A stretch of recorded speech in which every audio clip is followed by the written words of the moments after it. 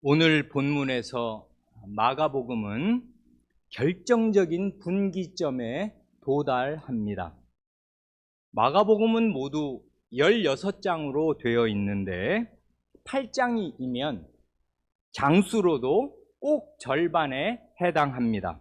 말하자면 반환점에 도달한 것입니다. 실제로도 예수님은 이 8장의 중요한 사건을 분기점으로 해서 이제까지의 갈릴리 사역을 정리하시고 바야흐로 저 예루살렘으로 올라가실 것입니다. 그리고 거기에서 죽임을 당하시고 부활하셔서 구원의 대업을 이루실 것입니다. 오늘 본문이 시작하는 8장 22절을 보면 예수님 일행이 베세다에 도착합니다. 베세다는 그 갈릴리 호수의 그 북동쪽 해안가에 있는 항구 마을입니다. 베세다라는 이름 자체가 어부의 집이라는 뜻입니다. 예수님의 12 제자 가운데 3사람, 곧 베드로 안드레 형제와 속 깊은 참 하나님의 백성, 참 이스라엘 사람 빌립이 이 베세다 출신입니다. 요한복음 1장 44절에 그렇게 나와 있습니다. 이 베세다에서 사람들이 시각장애인 한 사람을 예수님께 데리고 와서 고쳐주시기를 청했습니다. 이 사람은 시각장애인이라 스스로의 힘으로 예수님 앞에 나아오기가 대단히 어려웠을 것입니다. 그래 지인들이 그를 예수님께로 데리고 왔습니다.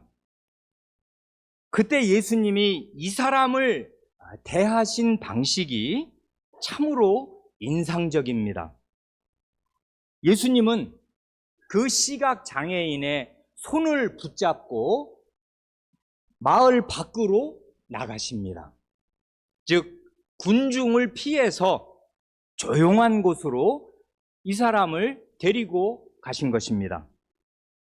우리가 아는 대로 시각장애인은 그 기능이 없어진 시각 대신에 청각이나 촉각이 대단히 예민하여집니다. 그런 사람이 눈이 안 보이는데 웅성웅성하는 소란한 군중 속에 있으면 안 보이니까 예수님이 뭘 하시는지도 알기 어렵고 뭐라고 말씀하시는지 듣기도 어렵고 자기를 어떻게 고치시는지 잘 알 수 없을 것입니다. 그래 예수님은 그의 손을 붙잡고 사람이 없는 조용한 곳으로 가십니다.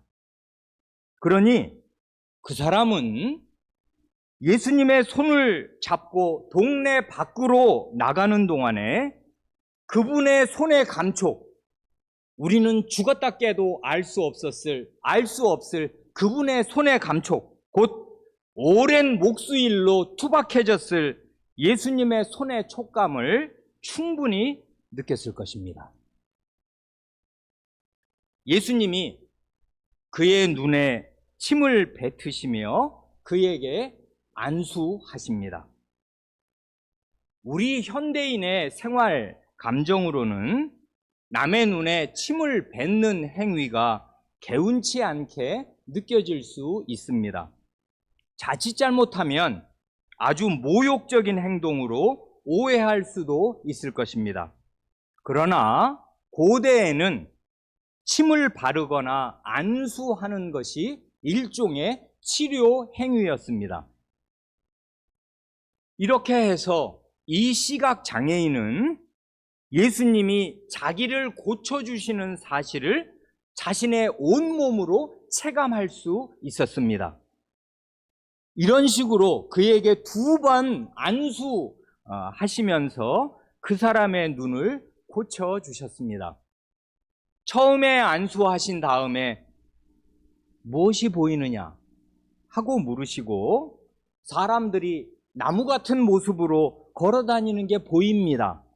대답하니까 다시 안수하셔서 완전히 고쳐주셨습니다. 이렇게 어떤 장애인을 두 단계로 나누어서 고쳐주신 일은 예수님의 그 많은 치유 사역 가운데 아주 보기 드문 이례적인 경우였습니다.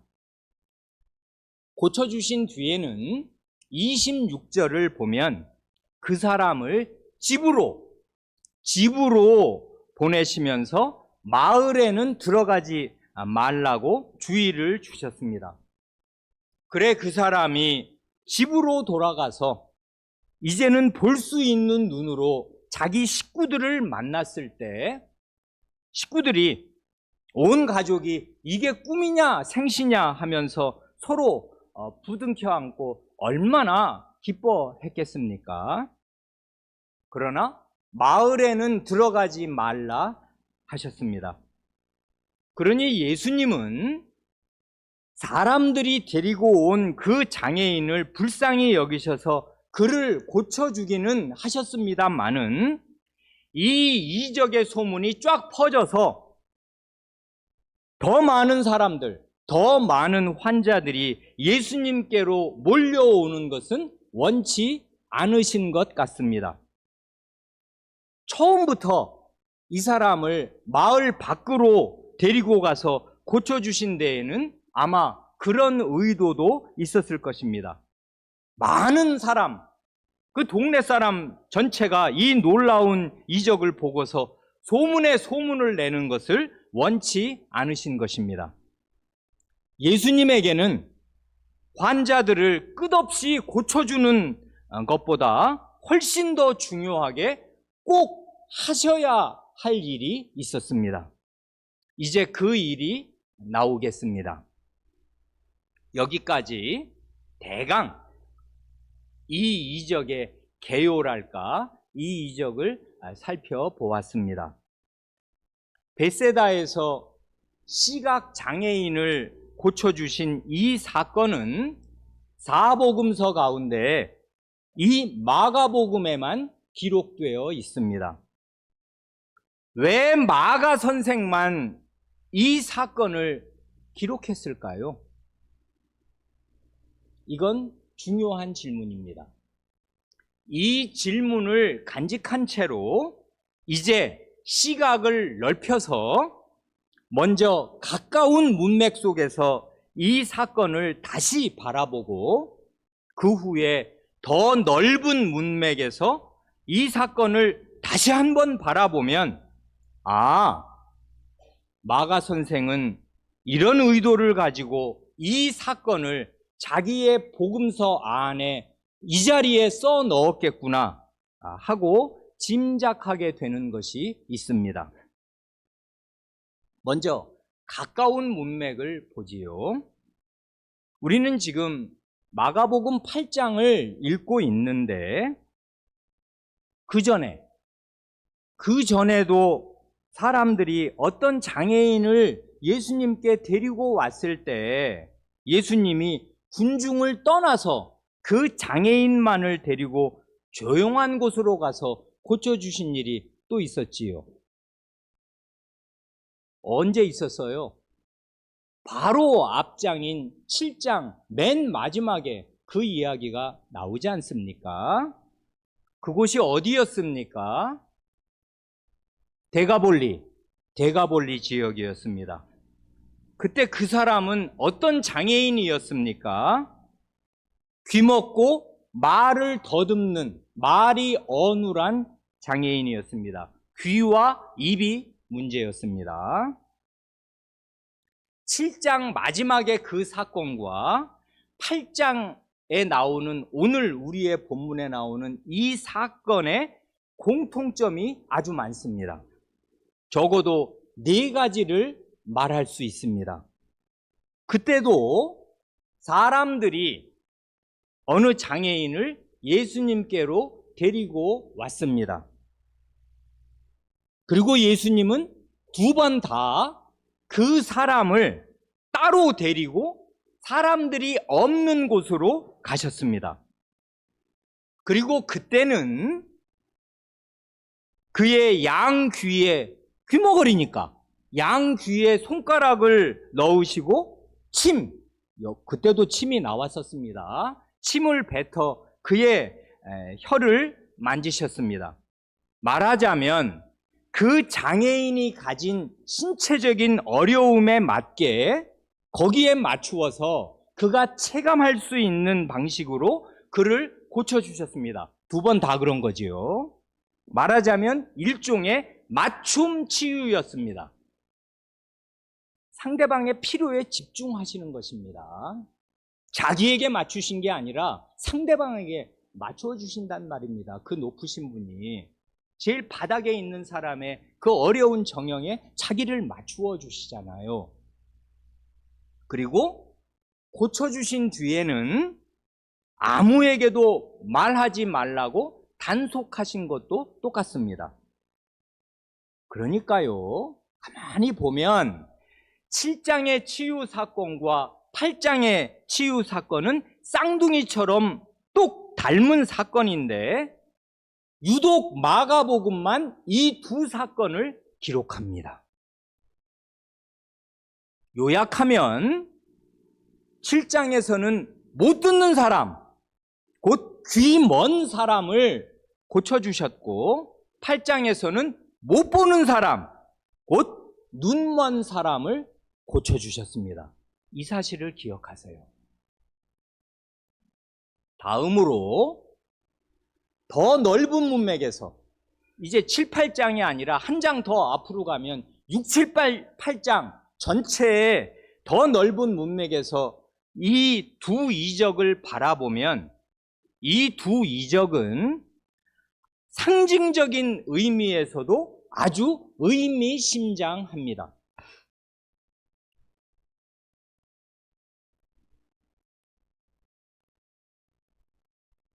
6장에는 오병이어로 5,000명을 먹이신 이적이 나오지 않습니까? 그러나 그때 제자들은 그 중대한 이적을 체험하고서도 그 이적을 행하신 예수님이 어떤 분이신지를 바르게 깨닫지 못한 점에서 마음이 돌처럼 굳어 있었습니다. 그래 6장 51절 이하에서 예수님 그 제자들의 상태를 말하잖아요. 그 오병이어 사건 뒤에 배를 타고 가실 때 왜 풍랑이 일고 뭐 그 사건 아시지요? 그 사건에 대한 이 마가의 요약이 이것입니다. 제자들이 마음에 심히 놀라니 이는 그들이 그 떡 떼시던 일을 깨닫지 못하고 오병이어 이적의 참된 의미를 깨닫지 못했습니다. 깨닫지 못하고 도리어 그 마음이 둔하여졌습니다. 완고하여 돌처럼 굳어 있었다 그 말이잖아요. 한마디로 영적인 면에서는 바로 그 다음에 7장에 나오는 그 귀먼 사람과 다를 것이 없었습니다. 더 가망 없는 귀머거리들도 나왔습니다. 예루살렘에서 내려온 바리새인과 서기관들은 왜 당신들은 장로들의 전통을 안 지키느냐고 정죄하는 마음으로 따져 물었습니다. 이런 배경, 어떤 배경이요? 곧 영적으로 귀 먼 사람들이 예수님 안에도 있고 예수님 제자구로 그리고 그 밖에도 있는 이 캄캄한 현실에서 예수님은 육신의 눈 먼 사람을 육신의 귀 먼 사람을 고쳐주셨습니다. 그게 마가복음 7장에 마가복음에만 기록된 그 이적입니다. 똑같은 일이 다시 한번 반복됩니다. 8장에서 또 한 번 빵 7개로 4,000명을 먹이신 엄청난 이적을 행하셨습니다. 그 직후에 눈먼 자들이 나옵니다. 바리새인들이 완악한 마음으로 예수님에게 하늘로부터 오는 표적을 내놓으라고 요구했습니다. 그들은 영적으로 완전히 눈먼 자들이었습니다. 그런데 제자들도 영적으로 눈멀어 있기는 마찬가지였습니다.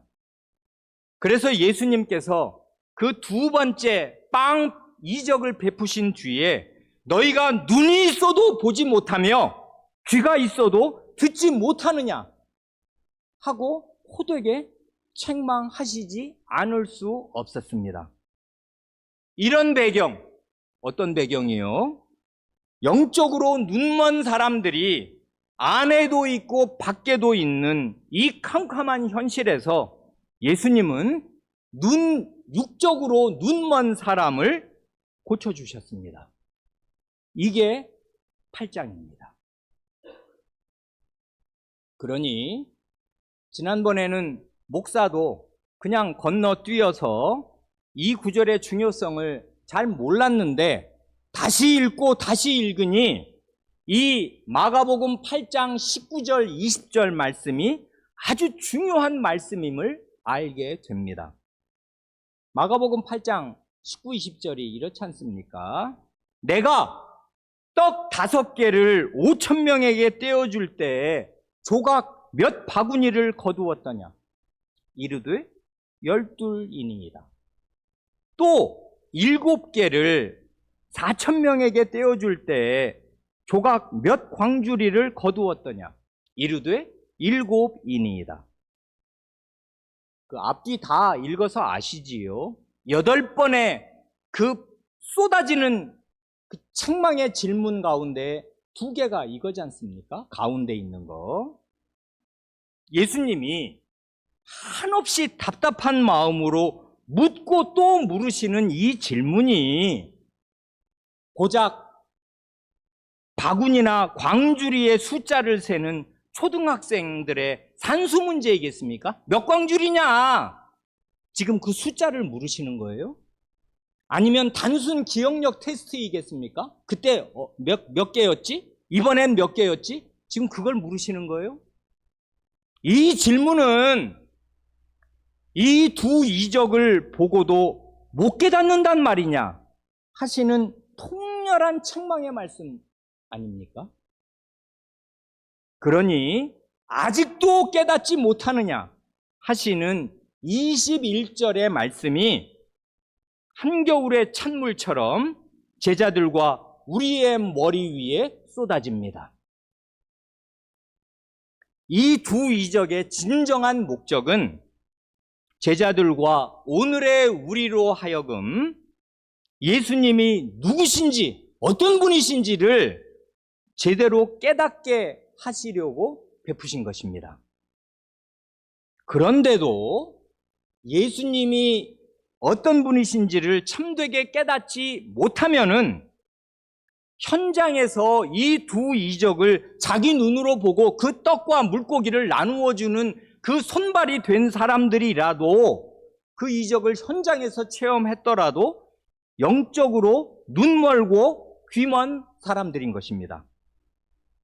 또한 오늘 우리처럼 이 이적을 기록한 성경을 읽고 그에 대한 설교를 듣고 또 듣는다고 하더라도 영적으로 귀멀고 눈먼 사람인 것입니다. 육신이 귀멀고 눈먼 사람을 예수님이 친히 손을 내밀어 고쳐주시지 않으면 나을 가망이 없듯이 영적으로 눈멀고 귀먼 사람들도 예수님이 친히 손을 내밀어 고쳐주시지 않으면 나을 수 없을 것입니다. 그러니 예배 시간마다 졸잖아요. 그 영적으로 눈멀고 귀먼 걸 누가 고치냔 말입니다. 못 고쳐요, 사람의 힘으로. 그러니 육신이 눈멀고 귀먼 사람을 고쳐주신 예수님이 7장과 8장에서 이제는 영적으로 눈멀고 귀먼 제자들을 고쳐주실 차례이겠습니다. 이제 그 일을 하시겠습니다. 그 일이 예수님에게는 이루 말할 수 없이 중요한 일이었습니다. 그런데 오늘 본문에 나오는 이 8장의 시각장애인의 시력이 단번에 회복된 게 아니고 단계적으로 서서히 단계를 두어서 회복되었듯이 제자들도 단번에 눈을 떠서 예수님의 진면모를 통통하게 깨닫게 되는 게 아니라 상당한 시간을 두고서 단계적으로 서서히 깨닫게 될 것입니다. 실상을 놓고 말하자면은 육신이 눈먼 사람을 고치시는 일은 단 하루, 한두 시간이면 끝나는 일이었습니다. 그러나 영적으로 눈먼 제자들을 고치시는 일은 예수님의 공생의 전부, 그러니까 3년 반이나 걸리는 아주 장기적인 난제였습니다. 영혼의 질병이 육신의 질병보다 훨씬 더 고치기 어려운 고질병인 것입니다.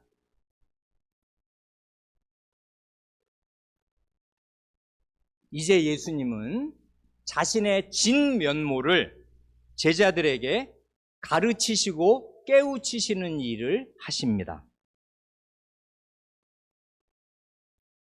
그 일을 위해 제자들과 함께 이 갈릴리 지역을 벗어나서 저 북쪽에 있는 빌립보 가이사랴로 가십니다.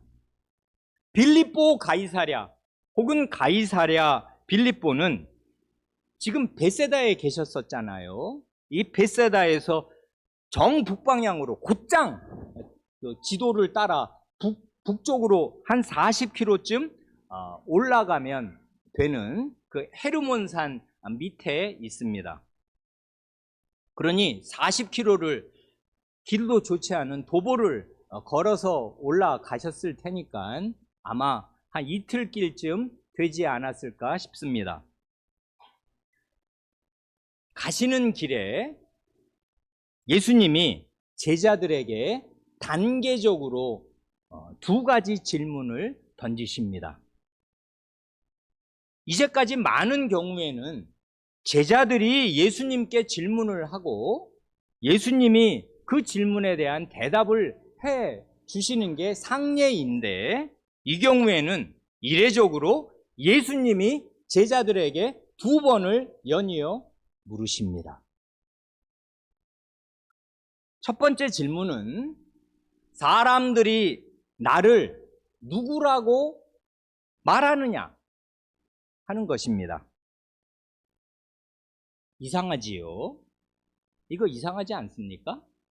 예수님이 갑자기 사람들이 자신을 어떻게 생각하는지에 대해 관심을 가지게 된 것입니까? 요즘 같으면 내 SNS 계정에 팔로워가 몇 명이나 되나, 조회수가 얼마나 되나 하는 게 궁금해진 것입니까? 그게 아닙니다. 이 첫 번째 질문은 그 다음에 아주 중대한 질문을 하기 위한 발판일 뿐입니다. 아무튼 예수님의 첫 번째 질문에 대해 제자들이 대답합니다. 세례 요한이라 하고 더러는 엘리야, 더러는 선지자 중에 하나라 하나이다. 이 세 사람의 공통점이, 이 세 부류의 공통점이 뭔지 다 아시지요? 다 선지자, 예언자 아닙니까? 아닌 게 아니라 예수님을 가리켜 저 세례 요한이다 하는 그런 사람도 있었습니다. 그 누구지요? 예수님을 가리켜 세례자 요한이 환생한 인물이라고 믿었던 사람, 헤롯 안디바가 대표적인 인물 아니었습니까? 자기가 죽여놓고 그래서 이제 잠잠해지고 끝날 줄 알았는데 뭐 군중이 수런수런하면서 계속 어떤 그 놀라운 센세이션한 이런 그 일들이 계속 이 갈릴리 지역에 있으니까 그 갈릴리의 분봉왕이 아이고 내가 죽인 세례자 요한이 이게 살아난 거다 하고서 이제 궁정에서 왕이 말입니다. 그렇게 생각을 분명하게 일종의 그릇된 확신을 가지고 말을 하고 생각을 하고 그러니까 이제 그런 것들이 퍼져나가기도 하고 그런 불확실한 생각을 가지고 있는 사람들이 민중 가운데 꽤 있었더라 그것입니다. 또 어떤 사람들은 엘리야의 환생이라고 믿었습니다. 다른 사람들은 선지자들 가운데 한 분이라고 믿었습니다. 이 대중의 유대 민중의 이런 평가는 그 앞에 그 6장 15, 16절에 세례 요한 참수하던 그 본문에도 이미 한번 나왔었지 않습니까? 똑같이 소개된 일이 있어요. 거의 똑같단 말입니다. 그 마가복음 6장 15절 이하를 읽으면 어떤 이는 그가 엘리야라 하고 또 어떤 이는 그가 선지자니 옛 선지자 중에 하나와 같다 하되 헤롯은 듣고 이르되 내가 목벤 요한 그가 살아났다 하더라. 요 세 부류의 세례자 요한, 엘리야, 선지자들 가운데 하나. 대중의 이런 평가가 악평인 것은 물론 아닙니다. 예수님을 훌륭한 분으로, 대단한 분으로 말하자면 가장 좋게 얘기하면 하나님께 속한 분으로 하나님이 보내서 와서 하나님의 말씀을 전하고 하나님의 큰 일을 행하는 분으로 높이고 존경하는 것이지요. 그러나 이런 정도의 평가에만 머물러 있으면 결코 구원을 받을 수 없습니다. 왜냐하면 선지자란 한마디로 말하면 하나님이 보내실 구원자가 오실 것을 알려주는 사람이기에 그렇습니다. 그렇게 구약의 선지자들이 예언한 구원자가 정말로 오셨는데, 그리고 이 구원자는 최종적인 구원자인데 이 마지막 구원자를 여전히 예언자, 선지자 가운데 하나로 알고 있고 믿고 있으면 어떻게 구원을 받겠느냐는 말입니다. 이 최종적인 구원은 물 건너가는 것이에요. 대중의 예수님에 대한 평가는 이렇게 불안정하고 불확실하고 오류투성이었습니다. 오늘날도 똑같아요. 대중들은 언제든지 그런 것입니다. 아무리 예수님을 눈으로 보고 그가 하신 말씀을 듣고 그가 하신 놀라운 이적들을 보아도 예수님의 진면목을 제대로 알 수가 없어요. 모른단 말입니다. 그러니 다 자기식대로 생각을 해요. 근데 불철저하고 그 생각의 불철저함은 그를 멸망에 그냥 그대로 두는 것이란 말입니다. 결코 빛으로 나아가지 못한단 말입니다. 빛이 왔는데 빛을 볼 수가 없어요. 왜요? 장님은 햇빛이 있어도 소용없단 말입니다. 밤이나 낮이나 똑같아요. 안 보인 시각이 없는 사람들은. 그래, 이런 대중의 평가를 예수님은 제자들의 입을 통해서 들으셨습니다. 이 첫 번째 질문을 바탕으로 이제 예수님은 두 번째 결정적인 질문을 던지십니다. 29절이지요. 또 물으시되 너는 나를 누구라 하느냐? 이 질문의 중요성을 아십니까? 너희는 나를 누구라고 말하겠느냐?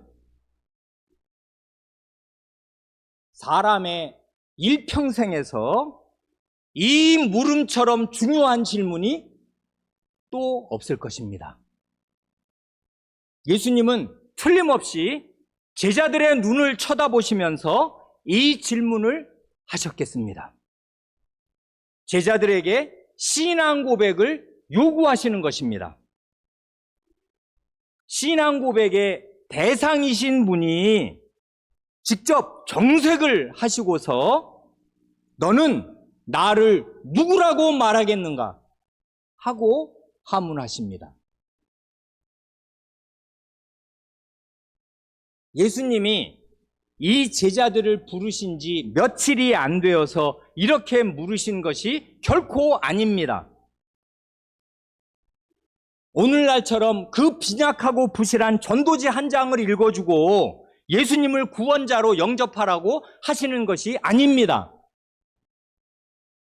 이제까지 1, 2년 동안 하루 24시간 숙식을 같이 하고 갈릴리 전역을 함께 다니시면서 많은 말씀을 들려주시고 많은 비유도 따로 해석해 주시고 수많은 이적을 보여주시고 자신의 인품과 함께 초월적인 면들을 사지가 마비된 중풍병자를 벌떡 일으키시지를 않나 오병이어 그 다음에 4,000명을 먹이신 표적을 그리고 풍랑과 그 바람과 파도를 잔잔케 하시는 그리고 죽은 사람을 살리시는 이루다 꼽을 수 없는 그런 많은 초월적인 면들 신성이 번개치듯 반짝 또 반짝 빛나는 그런 면들을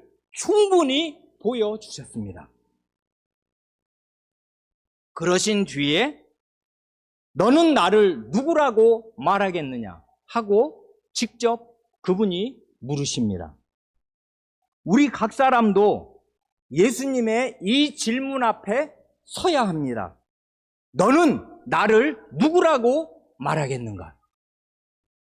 물론 교회에 나오신 지 몇 달 안 되는 손님이나 구도자들은 당분간 계속 예수님의 말씀을 듣고 배우시면 됩니다. 그러나 어려서부터 집안과 교회에서 하나님의 말씀을 배워서 이제 17, 18년 배우고 또 배워 고등학교를 졸업할 때쯤 된 사람들, 교회에 나온 지 1, 2년이 넘은 분들은 이 질문에 대답할 때가 된 것입니다. 나는 살아계신 예수님 앞에서 예수님을 어떤 분이라고 말하겠는가? 이 대답을 계속 뒤로 미루는 사람들이 있습니다. 그 사람은 자기 마음에 예수님보다 이 세상이 더 큰 사람일 것입니다. 그런 상태에 있는 한 그는 가망이 없습니다. 그리고 신앙 고백은 이런 것이어서는 안 됩니다. 부모님은 나에게 이렇게 가르치셨다든지 교회에서는 이렇게 가르쳤다든지 하는데 그쳐서는 안 됩니다. 심지어 성경과 신앙 고백서와 요리문답은 이렇게 가르친다 하는 데에서 머물러서도 안 됩니다. 그런 가르침을 받은 끝에 이제 저 아무개에게 예수님 당신은 이런 분이십니다 하는 개인적이고 인격적인 고백이 나와야 합니다. 그게 아니면 다 소용없는 거라고요. 성경을 많이 읽고 알아서 스토리를 빠삭하게 이해하고 있어도 아무 소용없는 것이란 말입니다. 제자들이 우리만 못 봤습니까? 그런 거 다 소용없어요. 거기서 그치면 소용없단 말입니다. 어려서부터 17년, 18년 교회 나온 거 그거 소용 있는 것 아닙니다. 이제 그럴 충분한 준비가 되었으면 예수님 앞에 서서 예수님의 눈을 보고 말해야 해요. 나는 당신을 누구라고 말하겠습니다. 말해야 해요. 말 못합니까? 헛배운 것입니다. 그리고 말하기를 주저합니까? 그의 마음에 세상이 들어있기 때문에 그런 거예요.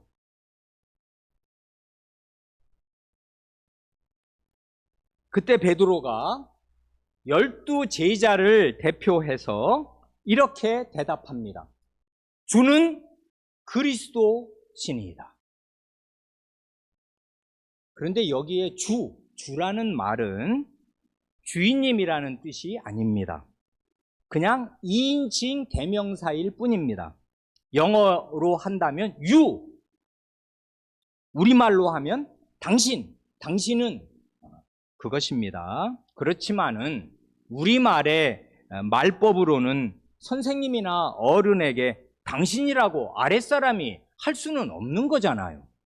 그러니까 어떻게 할 수가 없으니까 번역을 주는 이라고 주어를 주라고 말한 것 뿐이지, 영어로 하면 you are 뭐 이런 것이고, 원래 그냥 뜻만으로 직역을 하면 당신은 이런 뜻인데, 부드럽게 의역을 한다면 베드로는 이렇게 고백한 셈이겠습니다. 선생님은 다 랍비라고 부르고 선생님이라고 부르니까 선생님은 당신은 그리스도이십니다. 이렇게 고백을 하였습니다. 그러니 예수님의 아까 방금 전에 그 하문하셨던 첫 번째 질문이 있지 않습니까? 그 첫 번째 질문에 대한 답을 고려할 때 이 고백은 아마 이런 뜻이겠습니다. 선생님은 구약 선지자들 가운데 한 분이 아니고 그 선지자들이 오시리라고 예언한 바로 그 구원자이십니다. 선생님은 하나님의 백성의 구원자시요 나의 구원자십니다.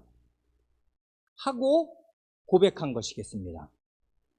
이 고백으로 12 제자는 유대 군중과 구별되는 사람들이 되었습니다. 이 고백으로 제자들은 참되게 그리스도께 속한 사람이 되었습니다.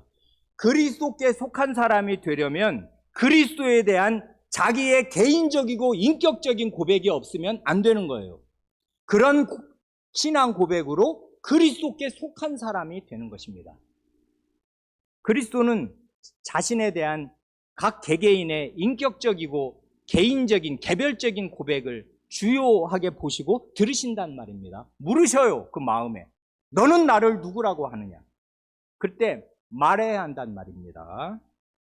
그런데 이 고백을 들으신 예수님의 대답은 뜻밖에도 경고였습니다. 경고. 30절. 이에 자기의 일을 아무에게도 말하지 말라 경고하시고. 예수님은 나에 관한 내용, 곧 내가 그리스도라는 사실을 아무에게도 말하지 말라고 경고하셨습니다. 우리가 성경을 오늘 처음 읽는 사람들 아니지 않습니까? 우리는 마태복음 16장의 그 유명한 본문을 알고 거의 다 외울 정도로 알아요.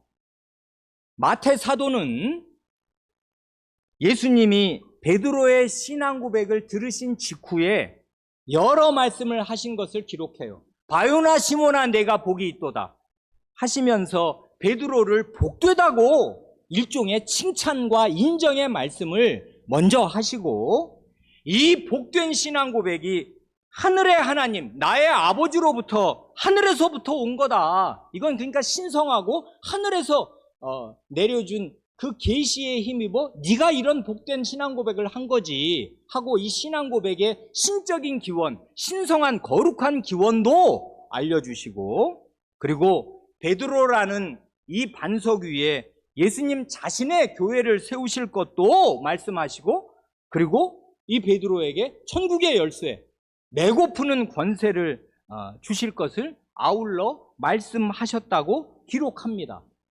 교회 오래 다닌 사람 치고 그런 내용을 모르는 분들은 거의 없어요. 그러나 우리는 지금 마태복음을 읽고 있는 게 아니라 마가복음을 읽고 있는 거지 않습니까?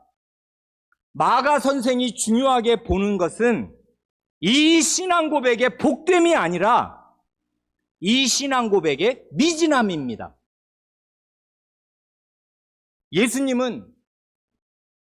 제자들은 예수님이 그리스도시라고 바르게 고백하였습니다마는 자기들이 그리스도라고 고백한 그 그리스도가 과연 어떤 분이시고 무슨 일을 하셔야 하는가는 아직 바르게 알고 있지 못합니다.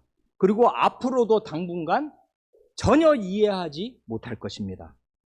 그러니 이날의 신앙 고백은 말 자체로는 아주 바른 고백입니다마는, 그리고 그 바른 고백으로 유대 군중과 구분되고 구별되어 그리스도께 속한 사람이 되는 아주 중요한 단계를 이룬 그런 결정적인 분수령이 되는 신앙 고백임에 틀림이 없습니다마는, 그러나 훨씬 더 채워져야 할 것이 많이 남아있는 미진한 고백이었습니다. 그러니 바로 직전에 요 가이사랴 빌립보 가이사랴로 올라오기 전에 어떤 일이 있었어요? 그건 대단히 상징적이고 의미심장하잖아요.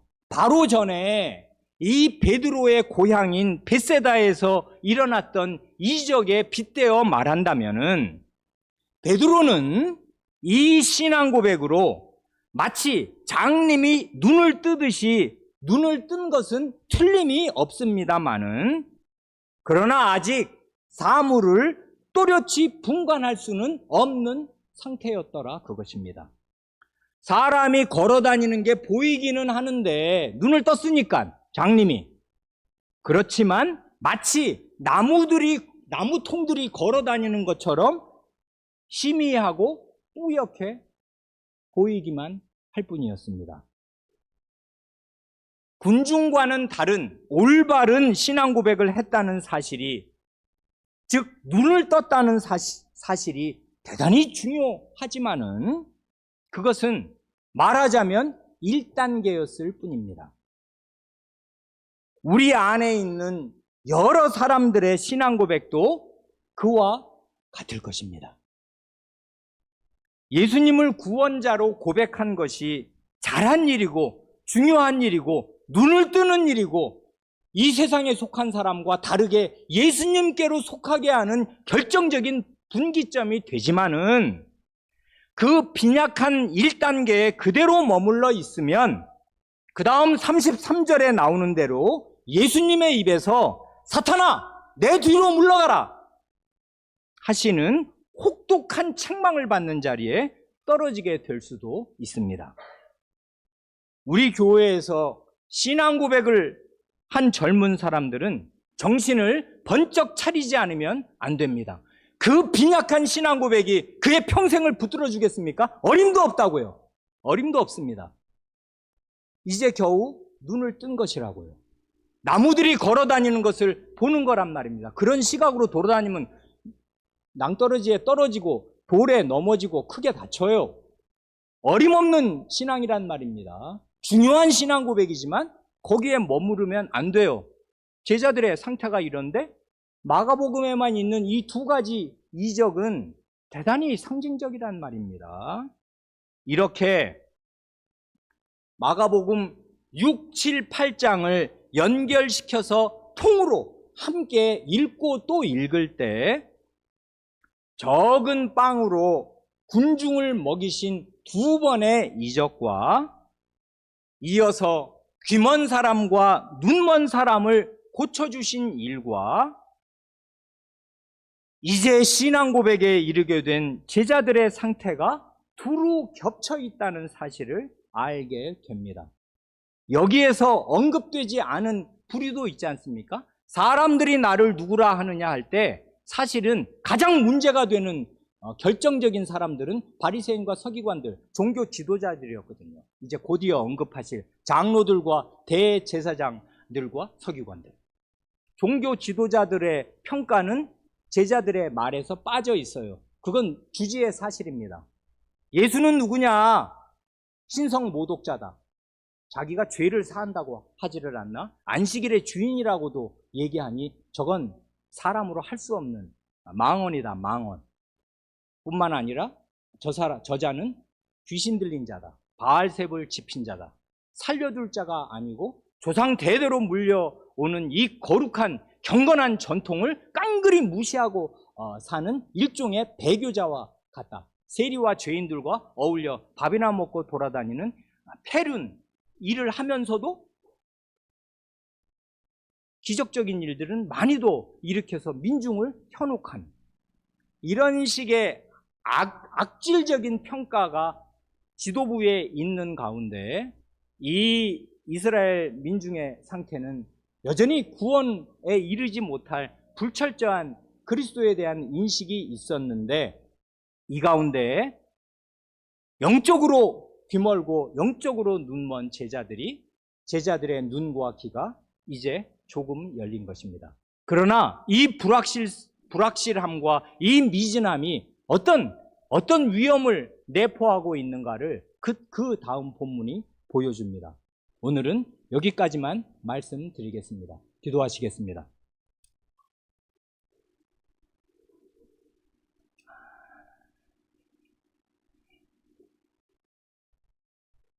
주 예수님께서 자신을 낮추셔서 귀먼 사람, 눈먼 사람을 따로 데리고 가서 그가 느끼고 체감할 수 있는 방식으로 그를 고쳐 주신 것처럼, 이제 자신이 제자로 택하신 사람들, 하나님 나라의 역군이 되고 그리스도 교회의 12기둥이 되어야 할 사람들을 이러한 인내로 한없이 답답하신 마음을 참으시면서 때로 호되게 책망을 하시면서 그들의 눈을 띄워주시고, 그리고 누가가 기록한 대로 이 경건한 고백을 받으시기 전에 따로 기도하시면서 제자들의 마음에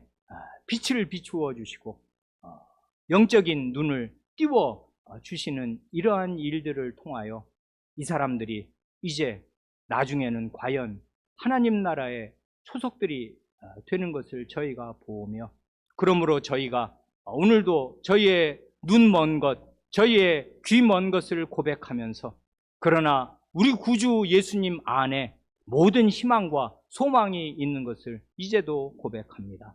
저희 자신만 보면 아무 가망이 없지만은 주님의 이런 사랑과 은혜와 오래 참으심이 저희의 구원이 되오며 주님의 깨우치심으로 참된 복음을 깨닫게 되오니, 주님, 저희에게도 이와 같은 은혜를 베풀어 주시옵소서.